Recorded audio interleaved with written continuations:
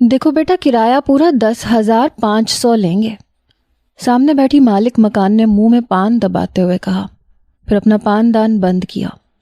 میں نے کہا جی اچھا، لیکن کمرے کے باہر لگے ہوئے پردے کے پیچھے وہ جو کوئی بھی تھی کہنے لگی پہلی کے پہلی کرایہ مل جانا چاہیے۔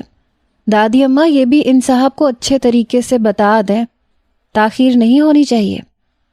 میں نے ذرا سا رخ موڑ کے دیکھنے کی کوشش کی، لیکن وہ جو کوئی بھی تھی پردے کے بالکل پیچھے تھی۔ سامنے بیٹھی خاتون کی گھوری مجھ پہ اور بھی زیادہ تیز ہوئی۔ میں نے فٹافٹ سے نظریں جھکا لیں۔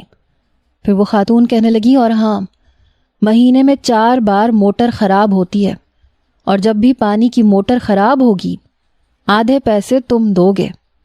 10,500 میں بجلی کا بل البتہ شامل ہے، لیکن زیادہ استری کرنے کی ضرورت نہیں ہے۔ اوون اور استری زیادہ استعمال کرنے پہ پیسے بڑھ سکتے ہیں۔ دادی یوں بول رہی تھی جیسے کسی نے سبق یاد کروایا ہو۔ پھر پردے کے پیچھے سے آواز آئی، دادی اماں ارے یوں نہیں کہتے، آپ کہیں کہ ہمارا بل صرف 3,500 آتا ہے، اس سے اوپر جتنا بھی آئے گا یہ موصوف بھریں گے۔ میں نے پھر چور نظروں سے پردے کے پیچھے دیکھا۔ پردہ بھی اتنا لمبا تھا کہ پاؤں تک دکھ نہیں رہے تھے۔ سامنے بیٹھی خاتون کہنے لگی، ارے ہاں، ایک تو مجھے بھولنے کی بڑی بیماری ہے، حالانکہ آپا نے مجھے ساری پٹیاں پڑھائی تھیں، لیکن دیکھو نا، کمبخت بڑھاپا بھی عجیب ہوتا ہے۔ ہاں تو میاں میں کہہ رہی تھی کہ ہمارے بل سے جتنے اوپر پیسے آئیں گے اتنا اضافی تمہیں کرایہ میں ہو جائے گا، البتہ صبح کی چائے اور 2 پاپے ہماری طرف سے ناشتے میں ملیں گے، اور پراٹھے کا ناشتہ ہفتے میں 2 بار ملے گا، لیکن دوپہر کے کھانے کی ذمہ داری تمہاری ہوگی، اور رات کو 2 روٹی سے زیادہ نہیں ملیں گی۔ میں نے کہا جی ٹھیک ہے، تو اب میں جاؤں؟ میں اٹھ کے کھڑا ہوا تو پردے کے پیچھے سے پھر سے آواز ابھری، دادی اماں ارے آپ نے یہ تو کہا ہی نہیں، دیوار کی منڈیر سے اس طرف دیکھنے پہ بالکل پابندی ہے، تانک جھانک کرنے کی ضرورت نہیں ہے انہیں۔ بوڑھی خاتون نے اپنے ماتھے پہ ہاتھ مارا، آئے ہائے، ایک تو میں پتہ نہیں کیوں بھول جاتی ہوں۔ ہاں تو سن لیا نا تم نے لڑکے، ادھر ادھر نظریں گھمانے کی ضرورت نہیں ہے۔ میں نے کہا نہیں، آپ کو ایسی کوئی شکایت نہیں ملے گی، میری ایسی عادت ہے بھی نہیں۔ یہ کہتے ہوئے میری نظریں پھر بھٹکیں، لیکن پردہ بڑا موٹا تھا، پیچھے کھڑے وجود کا سایہ تک نظر نہیں آ رہا تھا۔ میں نے 2 قدم باہر کی طرف بڑھائے تھے کہ پھر سے آواز آئی، دادی اماں کیا کرتی ہیں آپ، ایڈوانس تو لے لیں اس سے۔ میں شاید بھول گیا تھا کہ مجھے ایڈوانس بھی دینا ہے، اس سے پہلے کہ وہ بوڑھی اماں دوبارہ سے دہراتی۔ میں نے کہا ہاں مجھے یاد آیا، سوری۔ میں نے جیب میں سے پیسے نکال کر اس سامنے خاتون کو پکڑا دیے جو کافی عمر رسیدہ تھی۔ کہنے لگی، اچھا میاں اب جاؤ۔ اپنا نظر کا چشمہ انہوں نے آنکھوں پہ چڑھایا اور نوٹ گننے لگی۔ میری ابھی بھی نظریں پردے پہ تھیں۔ وہ کہنے لگی، ہاں پورے ہیں، چلو جاؤ۔ میں باہر نکل گیا۔ جو گھر مجھے دیا گیا تھا اس میں سامان پہلے سے موجود تھا، بس مجھے اپنے کپڑوں کا اٹیچی لانا تھا، اور دوسرا اپنی کتابیں۔ میں نے یونیورسٹی میں داخلہ لیا تھا اور گاؤں سے مجھے شہر آنا پڑا تھا، لیکن میرے والد کا کہنا تھا کہ تم بوائز ہاسٹل میں نہیں جاؤ گے۔ میں نے کہا کیوں ابا جی، ہاسٹل کیوں نہیں جا سکتا؟ کہنے لگے نہیں، آج کل بڑا گندا ماحول چل رہا ہے۔ میں نے حیرت سے اپنے باپ کو دیکھا۔ میں نے کہا ابا جی، ماحول لڑکیوں کے لیے اچھا یا برا ہوتا ہے، لڑکوں کا کیا ہے؟ وہ کہنے لگے، خبردار، ماحول سب کے لیے برا ہے، لڑکا ہو یا لڑکی۔ ارے لڑکے بھی آپس میں بڑا کچھ کرتے ہیں، یار دوست مل کے نہ جانے کہاں کہاں جاتے ہیں، اور لاہور جیسے شہر میں تمہیں ہاسٹل میں تو نہیں رکھوں گا۔ بازار حسن بھی کمبخت وہیں پہ ہے، لڑکے آپس میں مل کے بڑی بڑی جگہوں پہ جاتے ہیں۔ یہ سن کے میری نظریں شرم سے جھکی، کیونکہ امی بھی بیٹھی ہوئی تھی اور میری بہنیں بھی بیٹھی تھیں۔ میں نے اپنے والد سے کہا، میں آپ کو ایسا لگتا ہوں؟ وہ کہنے لگے، مجھے بھروسہ نہیں ہے۔ میں نے گہری سانس لی۔ میں نے کہا تو پھر کہاں رہوں گا میں؟ انہوں نے ایک اخبار میری طرف بڑھایا، کہنے لگے، اس پہ میں نے مارکر سے نشان لگا دیا ہے، یہ پڑھ لو۔ میں نے دیکھا تو لاہور کے ایک پرانے علاقے کا پتہ لکھا ہوا تھا کہ مکان کرائے کے لیے خالی ہے، ایسے نوجوان کے لیے جو اکیلا رہتا ہو اور نوکری یا پڑھائی کی خاطر لاہور شہر میں رہنا چاہتا ہو، لڑکا شریف ہو، نظر باز نہ ہو، نہ بدماش اور بدتمیز ہو۔ وہ مکان 1 کمرے کا تھا۔ میرے والد کہنے لگے یہاں رہو گے تم۔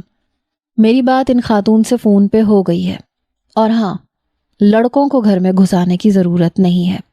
پان بیڑی سگریٹ تو یوں ہی لگا دیتے ہیں، پتہ بھی نہیں چلتا، اور پھر اور بھی نہ جانے کون کون سی خرافات۔ نہ کرتے بھی انسان برے کاموں میں پڑ جاتا ہے۔ سمجھ رہے ہو نا میں تمہیں کیا سمجھانا چاہ رہا ہوں؟ میں نے کہا جی ابا جی، سمجھ گیا۔ اگلے ہی روز میں نے اپنا رخت سفر باندھا اور لاہور چلا گیا۔ یونیورسٹی میں تو پہلے سے ہی داخلہ ہو گیا تھا، پڑھائی بھی شروع ہو چکی تھی، اور رہائش کا مسئلہ ابا کے اس اخبار میں لگے اشتہار نے حل کر دیا تھا۔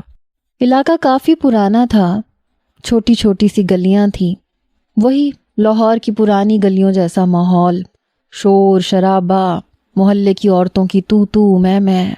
پتہ نہیں ابا جی کو یہ کیوں لگتا تھا کہ میں ہاسٹل میں رہوں گا تو بگڑ جاؤں گا۔ عجیب مصیبت میں ڈال دیا۔ بہرحال میں نے اپنے کپڑے اپنے اس واحد کمرے کی دیوار گیر الماری میں رکھے، سامنے بک شیلف بھی تھی، وہاں پہ اپنی کتابیں رکھی۔ ایک سنگل بیڈ تھا، ایک چھوٹا سا پرانی لکڑی کا ٹیبل تھا، اس کے سامنے ایک لکڑی کی ہی کرسی رکھی ہوتی تھی۔ کمرے کی صفائی ستھرائی کی ہوئی تھی، بیڈ پہ چادر بھی نئی صاف ستھری بچھی ہوئی تھی۔ جو حصہ مجھے دیا گیا تھا یہ 1 کمرہ تھا، باہر چھوٹا سا صحن تھا، واش روم بھی کمرے سے باہر تھا، البتہ کچن نہیں تھا، اور مجھے کچھ پکانا بھی نہیں آتا تھا۔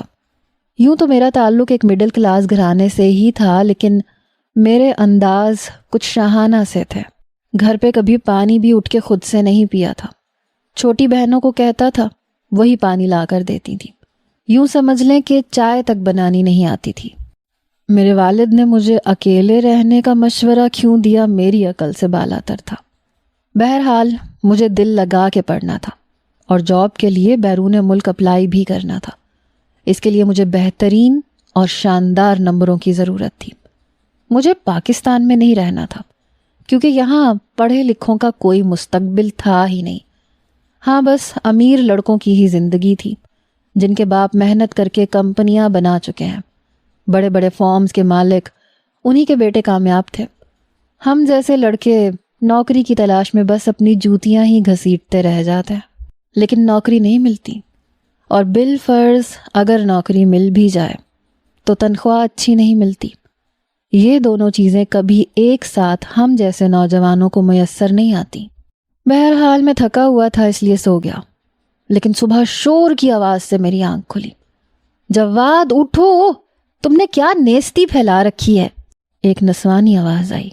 اٹھ رہا ہوں آپا، ایک 12-13 سال کے لڑکے کی آواز تھی۔ چلو جواد جلدی سے اٹھو، اسکول سے دیر ہو جائے گی، اور میں نے ٹھیکہ نہیں لے رکھا تمہارا، میرے اپنے بھی 100 کام ہوتے ہیں۔ اس لڑکی کی آواز پہ میں بھی اٹھ بیٹھا، گھڑی کی طرف نظر دوڑائی تو 7 بج رہے تھے۔ مجھے اپنی یونیورسٹی 9 بجے پہنچنا تھا، ابھی 2 گھنٹے باقی تھے، اور جہاں میری رہائش تھی یونیورسٹی سے زیادہ دور نہیں تھی۔ میں نے تکیہ سر کے نیچے سے نکال کے اپنے کانوں کے اوپر لے لیا۔ ارے بھائی تم اٹھ رہے ہو یا میں تمہاری ٹانگیں توڑ دوں؟ پتہ ہے تمہیں 8:30 بج گئے، اسکول جاؤ گے تو جوتے پڑیں گے۔ وہ لڑکی پھر سے چنگاڑی۔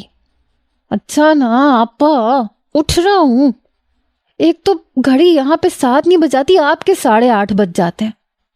جواد مجھے تنگ مت کرو، میں تمہارا ناشتہ تک بنا چکی ہوں اور تم ابھی تک سو رہے ہو۔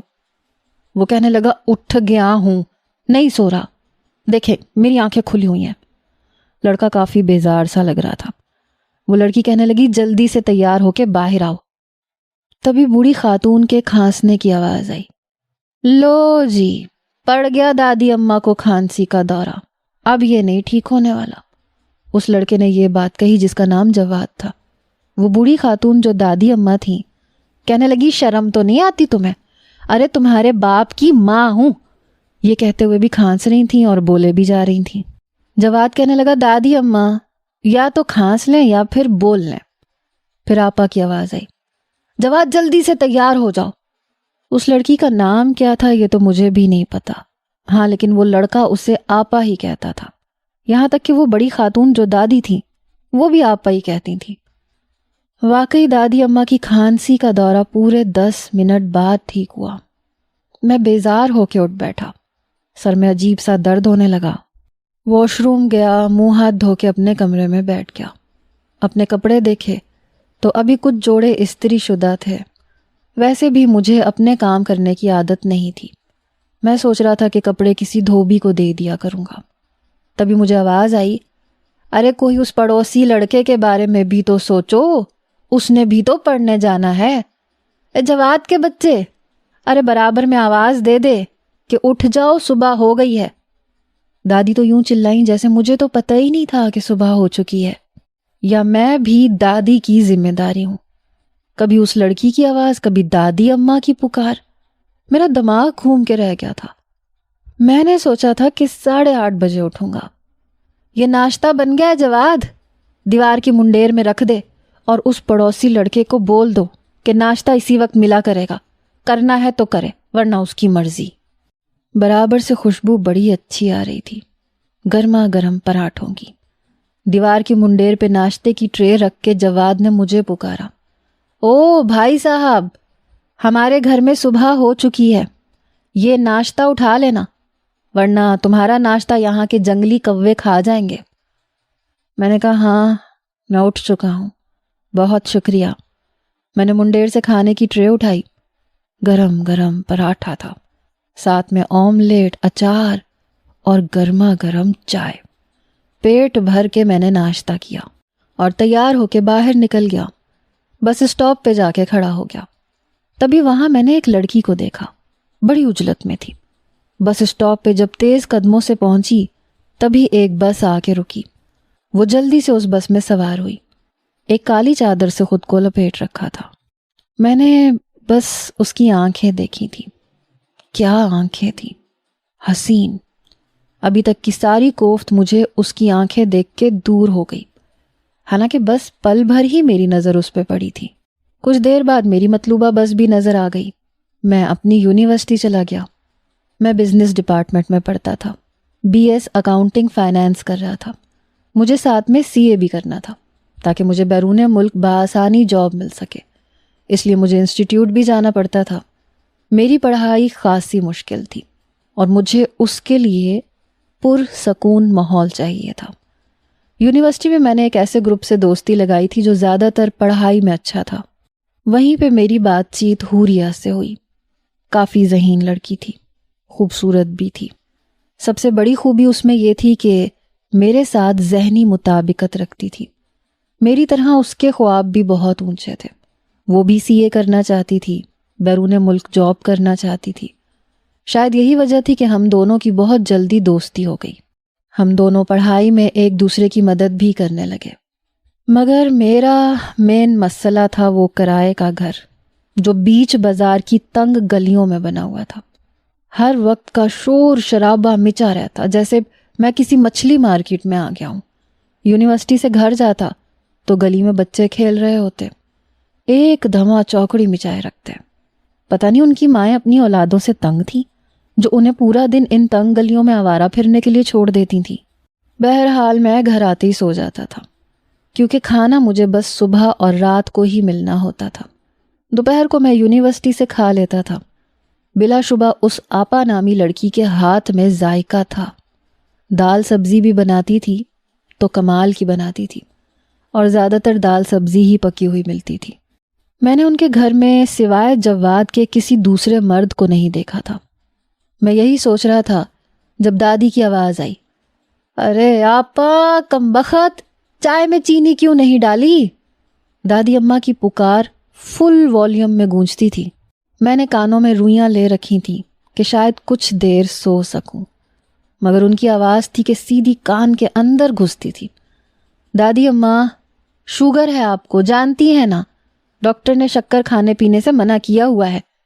دوسری آواز اس آپا کی تھی، ایک تو ان منہ ڈاکٹروں نے جینا دو بھر کر رکھا ہے، ارے چائے بھی کبھی چینی کے بغیر اچھی لگتی ہے۔ یہ وہ جملہ تھا جو ہر شام کی چائے کے وقت مجھے سننے کو ملتا تھا۔ شاید دادی کو بھولنے کی بیماری تھی، اس لیے روز بھول جاتی تھی کہ انہیں شوگر ہے، ضبط اس لڑکی کا تھا جو روز بڑے آرام سے اپنی دادی کو یہ جواب دیتی تھی۔ پھر ٹیوشن کے بچوں کا ایک بے ہنگم شور شروع ہو جاتا۔ 1 دونی 2 2 دونی 4 2 تیا 5۔ ارے فیضی کے بچے 2 تیا 6 5 نہیں، 1 تھپڑ لگاؤں گی تو ٹھیک سے یاد ہوگا تجھے، چل زور زور سے پڑھ۔ آپا نے اس بچے کا والیوم مزید فل کروایا۔ آپا پڑھ تو رہا ہوں، بچے نے معصومیت سے جواب دیا۔ شام 4 سے 6 وہ ٹیوشن پڑھاتی تھی، اور اس وقت نہ میں پڑھ سکتا تھا نہ میں سو سکتا تھا۔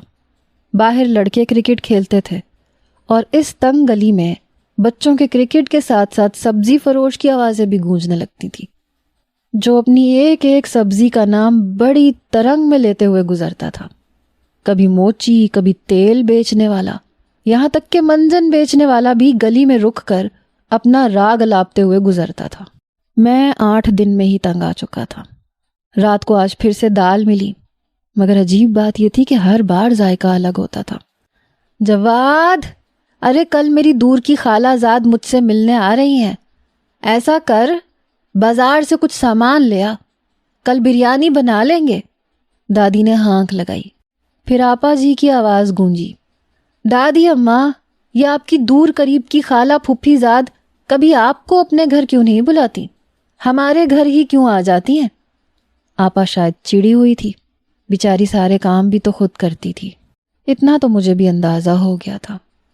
آئے ہائے، اب تو میرے رشتہ داروں کو بھی گنے گی؟ وہ روحان سی ہو گئی۔ دادی آپ جانتی ہیں ہمارے اخراجات اس بات کی اجازت نہیں دیتے کہ ہم آئے روز دعوتیں کرتے پھریں۔ ابھی 10 دن پہلے آپ کی پھپھو زاد آئی تھی دعوت پہ، دوپہر کے کھانے کی، مگر رات کا کھانا بھی کھا کے گئی تھی۔ آئے ہائے بیٹا، مہمان اللہ کی رحمت ہوتے ہیں، یوں نہیں کہتے۔ رہنے بھی دیں دادی، مجھے تو ندیدے زیادہ لگتے ہیں، اور پھر آپ جانتی ہیں مہینہ گزارا کرنا کتنا مشکل ہو جاتا ہے۔ آپا شاید مہمان نوازیوں سے تنگ آئی ہوئی تھی۔ ارے کچھ نہیں ہوتا، جواد سے کہہ مرغی اور باسمتی چاول لے کے آئے، اور ہاں ایسا کرنا میٹھے میں کھیر بنا لینا۔ شام کی چائے ہے، بیکری کے کچھ بسکٹ اور سموسے جلیبیاں رکھ دینا۔ اللہ اللہ خیر صلاح۔ دادی اماں نے تو جیسے مسئلے کا حل بتایا۔ ایسا کریں دادی، اس بار ابا کی پینشن کے پیسے آپ رکھ لینا اور پورے مہینے کا خرچہ آپ کرنا، ٹھیک ہے؟ آپا شاید چڑ کے بولی تھی۔ ارے کمبخت، سب کچھ تیرے لیے ہی کر رہی ہوں۔ سکینہ کا پوتا ولایت میں نوکری کرتا ہے، ایک بار اسے تو پسند آ گئی تو بھاگ کھل جائیں گے تمہارے۔ وہ ہنسنے لگی۔ دادی اماں، بھاگ کبھی دعوتوں سے نہیں کھلتے۔ ولایت سے آنے والے اپنی بارات ان تنگ گلیوں میں لے کے نہیں آتے۔ کیوں باقی کا مہینہ تنگی میں گزارنا ہے اس آسرے پہ کہ آپ کی پھپھی، چاچی، مامی، خالہ کی بیٹیاں میرے لیے اچھا رشتہ لے کے آئیں گی۔ یہاں پہ کھانے اور چائے پینے پہ سب آ جاتے ہیں، مگر رشتہ لے کے کوئی نہیں آتا۔ پہلی بار میں نے اس لڑکی کی آواز میں نمی محسوس کی۔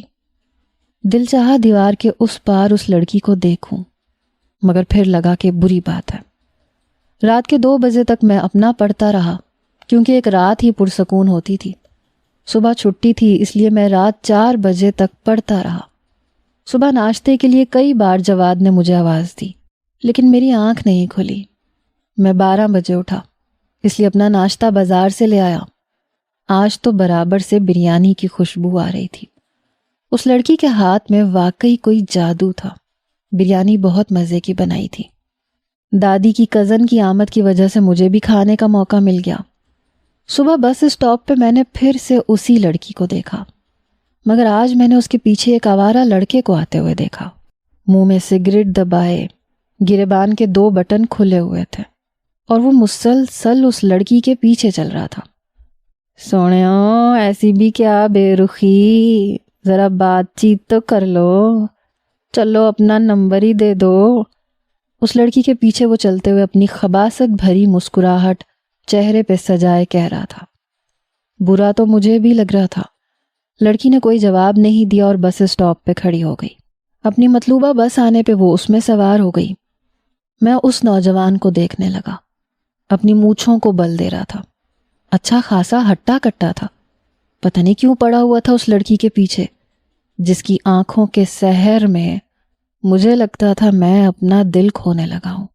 میں روز بس اسٹاپ پہ جلدی پہنچنے لگا تاکہ اسے دیکھ سکوں۔ 1 مہینہ ہو گیا تھا مجھے یہاں رہتے ہوئے، اب تو عادت پڑ چکی تھی۔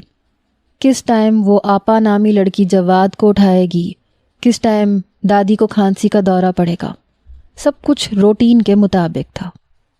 پہلا کرایہ دینے کے لیے میں نے ان کے گھر کا دروازہ کھٹکھٹایا۔ دروازہ اسی لڑکی نے کھولا تھا۔ مین دروازے پہ بھی ایک پردہ لگا ہوا تھا۔ میں نے کہا جی میں دانیال۔ وہ کہنے لگی جی فرمائیے۔ میں نے کہا آج 1 تاریخ ہے، کرایہ لے لیں۔ اس نے کہا اچھا میں ابھی دادی کو بلاتی ہوں۔ میں نے کہا نہیں، میں نے صرف پیسے ہی دینے ہیں، دادی کو بلانے کی کیا ضرورت ہے، آپ بھی پکڑ سکتی ہیں۔ اس نے اپنا ہاتھ آگے بڑھایا، میں نے ہاتھ پہ پیسے رکھ دیے۔ میں نے کہا آپ کا نام کیا ہے؟ کہنے لگی کیوں؟ آپ کیوں پوچھ رہے ہیں؟ کافی سخت لہجہ تھا۔ میں نے کہا نہیں، میں ایسے ہی پوچھ رہا تھا تاکہ پیسے پکڑا دیا کروں۔ کہنے لگی سب مجھے آپا کہتے ہیں، آپ بھی آپا ہی کہہ دیا کریں۔ میں سوچ میں پڑ گیا، کیا واقعی اتنی بڑی ہے کہ اسے آپا کہا جا سکے؟ آواز سے تو نہیں لگتی، ہو سکتا ہے کچھ ہوتی ہیں زیادہ عمر کی بھی لیکن آواز سے کم عمر کی لگتی ہیں۔ میں نے کہا جی آپا ٹھیک ہے۔ اگلے روز میں یونیورسٹی گیا تو حوریہ میری ہی منتظر تھی۔ کہنے لگی یونیورسٹی کی بس چند کلاسز ہی امپورٹنٹ ہوتی ہیں، اگر باقی کے وقت تم کوئی چھوٹی موٹی جاب کرنا چاہتے ہو تو میں تمہاری مدد کر سکتی ہوں۔ بات تو اس کی ٹھیک تھی۔ میں نے کہا اچھا اب کتنے گھنٹے کی جاب ہوگی؟ کہنے لگی بس چند گھنٹوں کی، لیکن جاب اچھی پے مل رہی ہے اور مجھے امید ہے تم کر لو گے۔ میں نے کہا اچھا کس کی جاب ہے؟ کہنے لگی ہیں میرے ایک انکل، ان کے آفس کے لیے ایک اکاؤنٹنٹ کی ضرورت ہے، لیکن دیکھو میں ایک شرط پہ تمہاری یہ جاب لگواؤں گی۔ میں نے اسے حیرت سے دیکھا۔ میں نے کہا کون سی شرط؟ کہنے لگی آدھی تنخواہ تم مجھے دو گے۔ میں نے کہا کیا مطلب تمہارا؟ وہ کہنے لگی تو میں تمہاری نوکری لگوا رہی ہوں نا، ابھی تک ابا میرے سارے خرچے اٹھا رہے تھے، اس لیے میں نے سوچا کہ چلو خود کفیل ہونے میں کوئی حرج نہیں ہے۔ حوریہ کی یہ شرط مجھے کچھ عجیب سی لگی، لیکن بہرحال میں نے مان لی۔ صبح صبح 2-3 کلاس میں یونیورسٹی کی لیتا اور پھر میں حوریہ کے انکل کی کمپنی میں نوکری کرنے لگا۔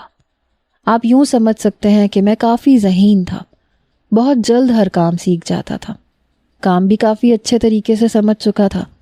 کچھ میری لیپ ٹاپ اور کمپیوٹر پہ سپیڈ بہت تیز تھی، بہت اچھی۔ جو کام لوگ 7-8 گھنٹوں میں کرتے ہیں میں 2-3 گھنٹوں میں کر لیتا تھا، اور میری اس خوبی سے حوریہ واقف بھی تھی۔ وقت یوں ہی گزرنے لگا۔ ایک بار میں نے دیکھا وہ بدمعاش نوجوان اس لڑکی کے بالکل برابر چل رہا تھا۔ اس بار مجھے دور سے دیکھنے پہ یہ لگا جیسے وہ اس پہ غصہ کر رہی ہے، لیکن وہ ایک دم اس کی کلائی پکڑ چکا تھا۔ پتہ نہیں میرے دل کو دھچکا سا کیوں لگا، جیسے اس نوجوان نے اس کی کلائی پکڑی، اس لڑکی کے ہاتھ سے اس کا چادر کا کیا ہوا نقاب چھوٹ گیا، اور میں اس کا چہرہ دیکھ کے دنگ سا رہ گیا۔ بے حد خوبصورت لڑکی تھی، جتنی خوبصورت اس کی آنکھیں تھی ویسا ہی حسین چہرہ بھی تھا۔ شاید اسی لیے وہ بدمعاش اس کے پیچھے پڑا تھا۔ اس لڑکی نے اس بدمعاش کے منہ پہ تھپڑ دے مارا۔ سب کھڑے تماشا دیکھ رہے تھے، لیکن کوئی اس لڑکی کی مدد کے لیے آگے نہیں بڑھا، اور وہ شخص ابھی بھی اس کی کلائی پکڑے بڑے غصے سے پتہ نہیں اسے کیا کہہ رہا تھا۔ جب میں بنا سوچے تیز قدموں سے چلتا ہوا اس کے پاس آیا، میں نے اس بدمعاش سے کہا ہاتھ چھوڑو لڑکی کا، یہ کیا بدتمیزی کر رہے ہو؟ یہ سن کے اس نوجوان نے کہا تم پیچھے رہو، تم جانتے نہیں ہو میں کون ہوں۔ میں نے کہا لڑکی کا ہاتھ چھوڑو، اپنا تعارف تم بعد میں کروانا۔ میں نے اس شخص کی کلائی پکڑ لی، زور سے دبائی۔ اس نے مجھے پیچھے دھکا دیا لیکن میں گرا نہیں۔ میں نے اس شخص کی کلائی بہت زور سے پکڑی، اپنے ناخن اس کی کلائی میں گاڑ دیے کہ اس نے اس لڑکی کا ہاتھ چھوڑ دیا۔ وہ لڑکی حیران پریشان مجھے دیکھ رہی تھی، وہ دوبارہ سے اپنا چہرہ چھپا چکی تھی۔ وہ کہنے لگا تجھے کیا تکلیف ہے؟ تو کون ہوتا ہے مجھے روکنے والا؟ کیا لگتی ہے یہ تیری بہن لگتی ہے؟ میں نے کہا بھرے بازار میں تم کون ہوتے ہو اس کا ہاتھ پکڑنے والے؟ کیا بھائی لگتے ہو اس کے؟ یہ کہہ کے میں نے اسے ایسے زور سے دھکا دیا وہ پرے جا کے گر گیا۔ کہنے لگا چھوڑوں گا نہیں تمہیں۔ وہ لڑکی پتہ نہیں کیوں لیکن میرے پیچھے چھپ گئی۔ وہ شخص میری طرف لپکا لیکن میں نے اس کے منہ پہ 2-4 مکے مار دیے۔ وہ وہاں سے چلا گیا۔ کہنے لگا دیکھ لینا کیا حال کرتا ہوں میں تمہارا۔ میں نے کہا ہاں ہاں ٹھیک ہے، جب میرا حال بگاڑنا ہو تو یہیں آ جانا، تمہیں اسی بس اسٹاپ پہ صبح 8 بجے ملوں گا۔ وہ لڑکی بہت گھبرائی ہوئی تھی لیکن جیسے ہی میں نے پیچھے پلٹ کے دیکھا تو اس لڑکی کی مطلوبہ بس آ گئی تھی۔ وہ بھاگ کے اس بس میں بیٹھ گئی۔ میں چاہتا تھا کہ ایک بار اس لڑکی سے میری بات چیت ہو جاتی۔ پتہ نہیں کیا چکر تھا، وہ بدماش کیوں بار بار اس لڑکی کو تنگ کرتا تھا۔ بہرحال میری بس بھی آ چکی تھی، میں یونیورسٹی چلا گیا۔ لیکن اگلے دن میں نے دیکھا کہ وہ لڑکی نہیں آئی۔ میں بہت بے چین تھا، پتہ نہیں کیوں نہیں آئی، شاید اس بدماش سے ڈر گئی۔ مجھے لگا شاید 1-2 دن میں آ جائے گی، لیکن وہ لڑکی تو اپنا ایک جلوہ دکھا کے یوں غائب ہوئی جیسے کبھی میری زندگی میں آئی ہی نہیں تھی۔ دوبارہ میں نے اسے نہیں دیکھا۔ اس بات کو 1-1.5 مہینہ گزر گیا، 2 مہینے گزر گئے۔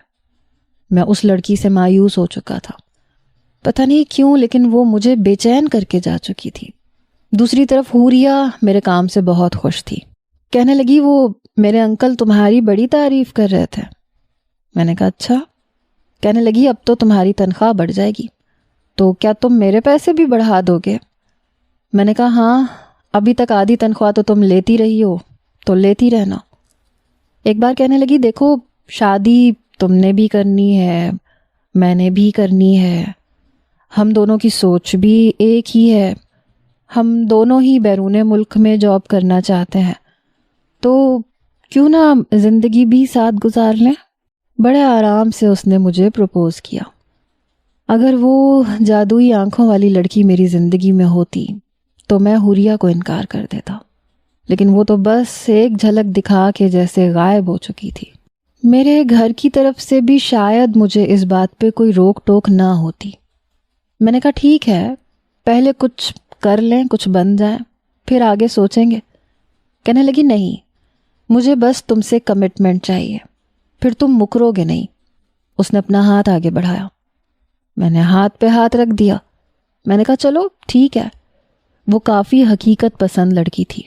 بہرحال ہمارے بیچ میں لیلا مجنوں والی بات نہیں تھی، نہ ہی کوئی ایک دوسرے سے دھواں دھار محبت کا اظہار، نہ الٹی سیدھی باتیں جو آج کل کے لڑکے لڑکیاں کرتے ہیں۔ ہمارے بیچ میں زیادہ تر اپنی ہی فیلڈ کو لے کے بات چیت ہوتی تھی، اور پھر پڑھائی سے فرصت ہی کہاں ملتی تھی کہ شاعری کی جاتی یا محبت بھرے پیغامات ایک دوسرے کو دیے جاتے ہیں۔ آپ بھی سمجھ سکتے ہیں میں اس کے بارے میں سوچتا بھی نہیں تھا۔ جب میں گھر گیا تو رات کے وقت میری آنکھ سسکیوں کی آواز سے کھلی۔ میں ویسے بھی نیند کا کچا تھا۔ کمرے سے باہر نکلا تو سسکیوں کی آواز برابر والے گھر سے آ رہی تھی۔ دل چاہ رہا تھا کہ دیوار کے اس پار دیکھوں کہ کون رو رہا ہے۔ اندھیرا بہت گہرا تھا، اگر میں دیکھ بھی لیتا تو کسی کو کیا پتہ چلتا۔ میں نے دوسری طرف دیکھا تو میری نظر اس آپا نامی لڑکی کی پیٹھ پہ پڑی۔ وہ جائے نماز بچھائے ہاتھ اٹھائے رو رہی تھی۔ اس کا بھائی وہیں چارپائی پر سو رہا تھا۔ شاید گرمیوں کی راتیں تھیں اس لیے وہ باہر صحن میں سوتے تھے۔ پتہ نہیں وہ لڑکی کیوں رو رہی تھی، لیکن بے تحاشا رو رہی تھی۔ پھر اس کی دادی باہر آ گئیں تو میں جلدی سے دیوار سے پیچھے ہٹ گیا۔ وہ کہنے لگیں کیا ہوا ہے تجھے؟ کہنے لگی دادی اماں مجھے شادی نہیں کرنی۔ وہ کہنے لگی کیوں نہیں کرنی؟ ارے میں تو شکر کر رہی ہوں، سکینہ کا پوتا اگلے مہینے آ رہا ہے، بس آتے ہی منگنی کی رسم کر دیں گے۔ وہ کہنے لگی اور جواد کا کیا ہوگا؟ آپ کا کیا ہوگا؟ اس کی دادی کہنے لگی میں نے رو رو کے تیرے رشتے کی دعائیں مانگی ہیں، اور جواد کا کیا ہے؟ لڑکا ہے، پل جائے گا۔ وہ کہنے لگی کیسے پل جائے گا؟ اپنے ہاتھ سے پانی تک تو پیتا نہیں ہے، مجھ سے مانگتا ہے۔ اور آپ کا کیا ہوگا دادی؟ دادی کہنے لگی میں سکون سے مر سکوں گی؟ جوان جہان لڑکی کی ذمہ داری بہت بڑی ذمہ داری ہوتی ہے۔ ارے میں زندہ ہوں تو کسی کی اتنی جرت نہیں ہے کہ دروازے پہ بھی بری نظر ڈال لے، لیکن میری آنکھیں بند ہونے کی دیر ہے، تم دونوں بہن بھائیوں کا جینا دو بھر ہو جائے گا۔ بیٹا یہ دنیا بہت بری ہے، اور ان کے لیے اور بھی زیادہ بری ہے جن کے ماں باپ زندہ نہیں ہوتے۔ لڑکوں کے لیے اتنی بڑی مشکل نہیں آتی جتنی لڑکیوں کے لیے آتی ہے، یہ تو تم بھی جانتی ہو۔ تمہیں تو پتہ ہی ہے اپنے گھر میں تنگی دے کر میں نے کیوں اپنی ساری جاننے والی کزنوں کو گھر میں دعوتیں کھلائی ہیں، تاکہ تیرا کوئی انتظام ہو جائے، تو اپنے گھر میں خوش رہے تو میں چین سے مر سکوں۔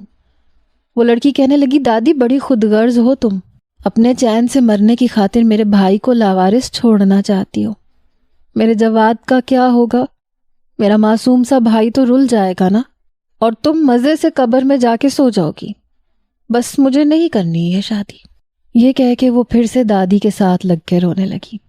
ارے چپ کر، نگوڑی ماری، اللہ اللہ کر کے تیرا رشتہ آیا ہے اور تو ہے کہ اول فول بکے جا رہی ہے۔ دیکھ روشن آ رہا، خبردار جو تم نے ان لوگوں کے سامنے کوئی بھی ایسی ویسی حرکت کی تو اس بار راشن میں خود لینے جاؤں گی، اور ہم نے دکان سے راشن نہیں لانا بلکہ بڑے اسٹور میں جائیں گے، وہاں سے راشن لے کے آئیں گے تاکہ انہیں لگے کہ ہمارے گھر میں کسی چیز کی کوئی کمی نہیں ہے۔ اور کل سے گھر کی ہر چیز کی دھلائی صفائی شروع کر دو۔ 10 دن بعد اگلا مہینہ شروع ہو جائے گا۔ کچھ پیسے میرے پاس بھی ہیں، سوچ رہی ہوں بکرے کا گوشت منگوا کے فریج میں رکھ دیں گے۔ چلو ہم نہ بھی کھائیں، اس لڑکے کے لیے تو پکا کے رکھیں گے نا، بس ایک بار تم اسے پسند آ جاؤ، میں تو شکرانے کے نفل ادا کروں گی۔ اور دیکھ تو جواد کی فکر نہ کر، یہ تو امریکہ گئی، بہانے سے میں جواد کو بھی بھیج دوں گی۔ دیکھ اس میں صرف تیرا ہی نہیں جواد کا بھی فائدہ ہے، وہاں پڑھے گا لکھے گا تو کافی ترقی کر لے گا۔ ارے پاکستان میں کیا ہے؟ کچھ بھی نہیں۔ دادی بس دیکھنے میں ہی بھلکڑ اور بے وقوف تھیں، باتیں بڑی سیانی کر رہی تھیں۔ واقعی پاکستان میں کیا ہے؟ کچھ بھی تو نہیں۔ میں نے بھی سوچا چلو اچھی بات ہے، آپا کا گھر بھی بس جائے گا۔ 10 دن میں نے ان کے گھر میں بڑا شور شرابہ سنا، پردے دھل رہے ہیں، صفائیاں ہو رہی ہیں۔ ان کے گھر میں بس 3 ہی کمرے تھے۔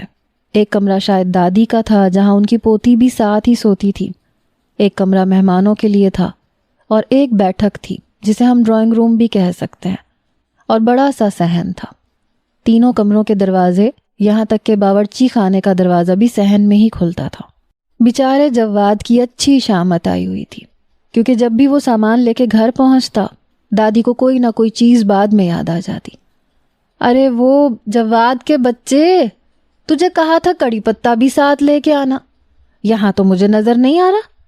ارے کھانے میں کڑی پتہ ڈالو تو خوشبو اور بھی زیادہ اٹھتی ہے۔ کہنے لگا دادی ایک دفعہ نہیں بتا سکتی آپ؟ 4 بار میں نے آپ سے پوچھا تھا کہ کچھ اور تو نہیں منگوانا۔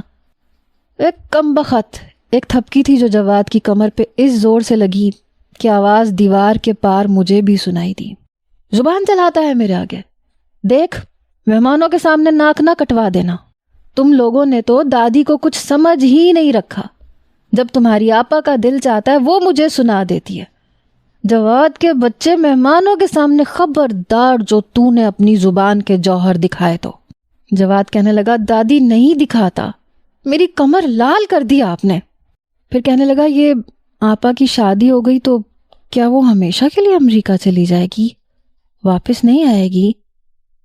دادی کہنے لگی ہاں، اتنا آسان تھوڑی ہے امریکہ سے واپس آنا۔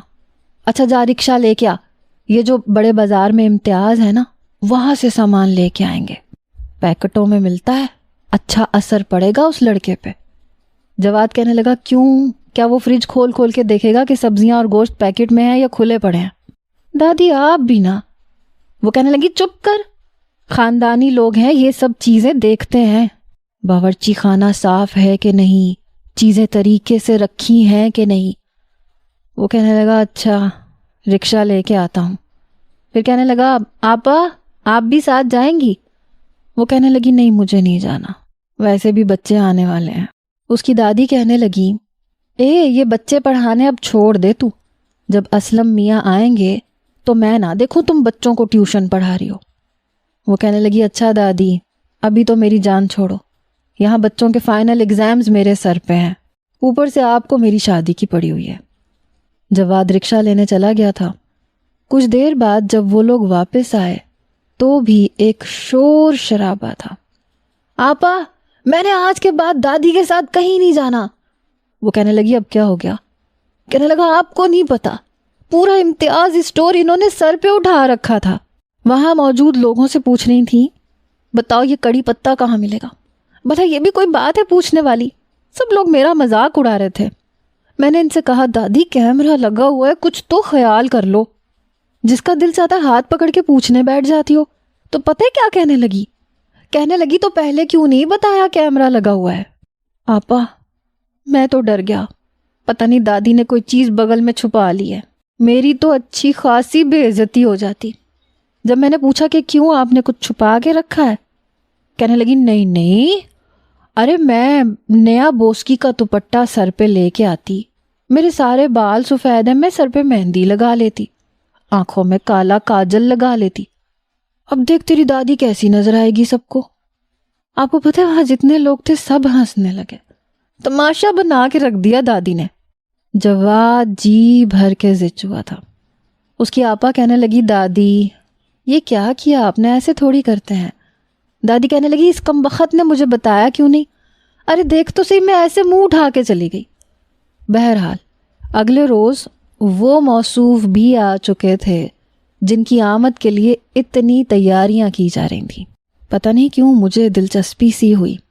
برابر میں کافی رونق لگی ہوئی تھی، کافی مہمان آئے ہوئے تھے، منگنی کی چھوٹی سی تقریب تھی، اور اس بار تو دادی نے مجھے بھی دعوت نامہ دیا تھا۔ میں نے سفید رنگ کی شلوار قمیض پہنی۔ بہرحال مردوں کو سب کو بیٹھک میں بٹھا دیا گیا۔ اسلم نامی شخص کو دیکھ کر میرے ہوش اڑ کے رہ گئے۔ وہ لڑکا نہیں تھا، وہ تو کوئی 40-42 سال کا شخص تھا، سر کے بال بھی کچھ کہیں کہیں سے سفید۔ پھر میں نے سوچا شاید آپا بھی 36 سال کی تو ہوگی، کیونکہ سارا محلہ اسے آپا کہتا تھا۔ بہرحال رسم کے لیے سب باہر صحن میں چلے گئے۔ میں اجنبی تھا اس لیے مناسب نہیں سمجھا، میں وہیں بیٹھا رہا، لیکن جس صوفے پہ میں بیٹھا تھا وہاں سے صحن صاف دکھائی دے رہا تھا۔ کمرے سے جب وہ لڑکی باہر آ کر بیٹھی تو اسے دیکھ کر میرے ہوش اڑ کے رہ گئے۔ میں صوفے سے ایک دم کھڑا ہو گیا، کیونکہ وہ لڑکی تو وہی